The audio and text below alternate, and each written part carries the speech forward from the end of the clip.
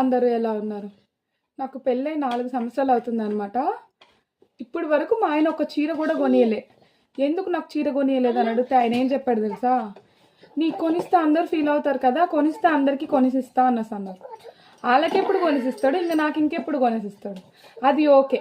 Valentine's డేకి ఏదైనా gift ఉంటే కొనివ్వచ్చు కదా అండి, ఏదైనా గిఫ్ట్ ఇవ్వచ్చు కదా సర్ప్రైజ్గా. నేనే అడుక్కుంటే ఏమన్నారు తెలుసా? ఇదిగో ఇది అంట గిఫ్ట్ అంట, ఈ గిఫ్ట్ని దాచిపెట్టుకోవాలంట. ఎక్కడైనా ఉంటుందా?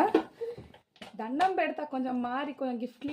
మా ఆయనకి ఇన్ని అడిగినా కూడా, ఎన్ని మాటలు చెప్పినా కూడా తన మీద నాకు కోపం ఎందుకు రాదు తెలుసా?